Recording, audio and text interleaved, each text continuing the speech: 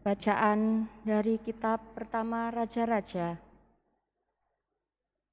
Setelah rumah Allah selesai dibangun, Raja Salomo memerintahkan para tua-tua Israel dan semua kepala suku, yakni para pemimpin keluarga Israel, berkumpul di hadapannya di Yerusalem untuk mengangkut tabut perjanjian Tuhan dari kota Daud, yaitu Sion.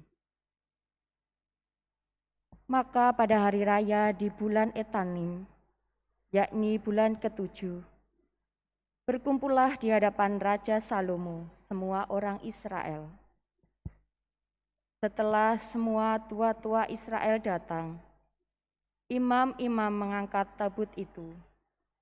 Mereka mengangkut tabut Tuhan dan kemah pertemuan, serta segala barang kudus yang ada di dalam kemah itu.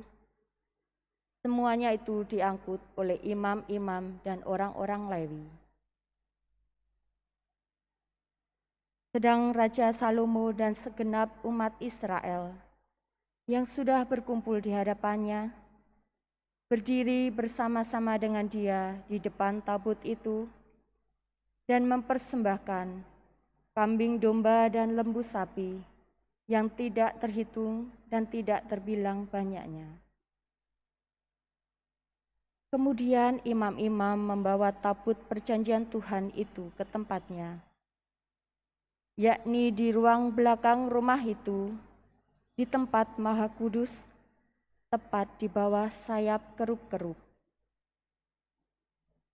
Sebab kerup-kerup itu mengembangkan kedua sayapnya di atas tempat tabut itu, sehingga kerup-kerup itu menudungi tabut serta kayu-kayu pengusungan dari atas. Dalam tabut itu tidak ada apa-apa selain dari kedua loh batu yang diletakkan Musa ke dalamnya di Gunung Horeb,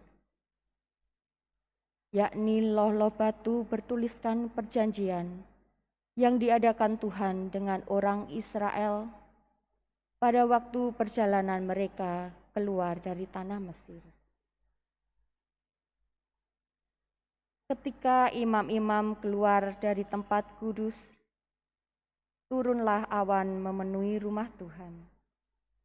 Sehingga oleh karena awan itu, imam-imam tidak tahan berdiri untuk menyelenggarakan kebaktian, sebab kemuliaan Tuhan memenuhi rumah itu.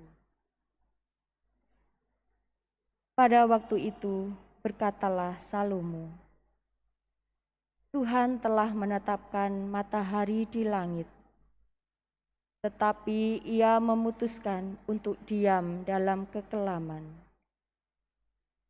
Sekarang aku telah mendirikan rumah kediaman bagimu, tempat engkau menetap selama-lamanya.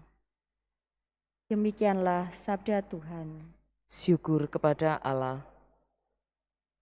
Bangunlah ya Tuhan, dan pergilah ke tempat peristirahatanmu. Bangunlah ya Tuhan, dan pergilah ke tempat peristirahatanmu. Dengarlah, kami dengar tabut itu dari Efrata. Kami telah mendapatinya di padang Yaar. Mari kita pergi ke tempat kediamannya dan sujud menyembah pada tumpuan kakinya. Bangunlah ya Tuhan, dan pergilah ke tempat peristirahatanmu.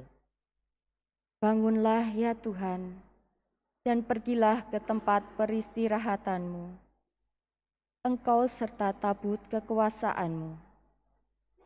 Biarlah imam-imammu berpakaian kebenaran, dan biarlah bersorak-sorai orang-orang yang kau kasihi.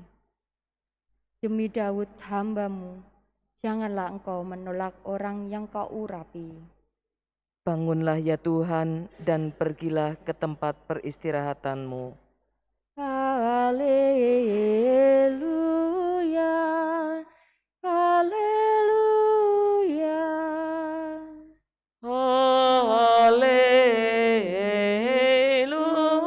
Haleluya, haleluya. Yesus mewartakan akan kerajaan Allah. Dia menyembuhkan semua orang sakit. Haleluya,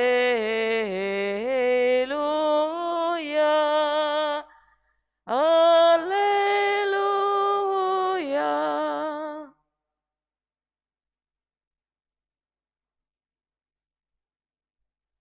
Tuhan bersamamu. Dan bersama rohmu, Inilah Injil suci menurut Markus. dimuliakanlah Tuhan.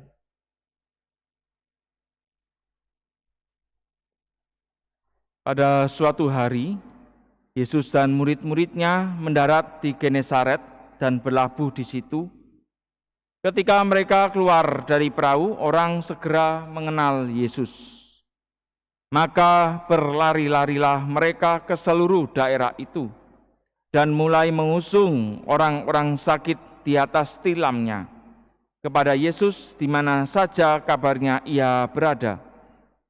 Kemanapun Yesus pergi, ke desa-desa, ke kota-kota, atau ke kampung-kampung, orang meletakkan orang-orang sakit di pasar dan memohon kepadanya, supaya mereka diperkenankan hanya menjamah jumbai jubahnya saja, dan semua orang yang menjamahnya menjadi sembuh.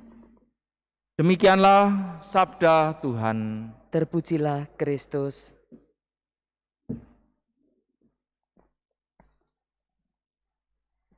Kemanapun Yesus pergi, orang meletakkan orang-orang sakit di pasar dan memohon kepadanya supaya mereka diperkenankan hanya menjamah jumbai jubahnya saja, dan semua orang yang menjamahnya menjadi sembuh. Saudara-saudari yang terkasih, pada zaman dahulu, untuk bertemu dengan Yesus, orang harus menghadapi berbagai rintangan dan juga jarak secara fisik. Dan kita bisa melihat bagaimana suasana pada saat itu.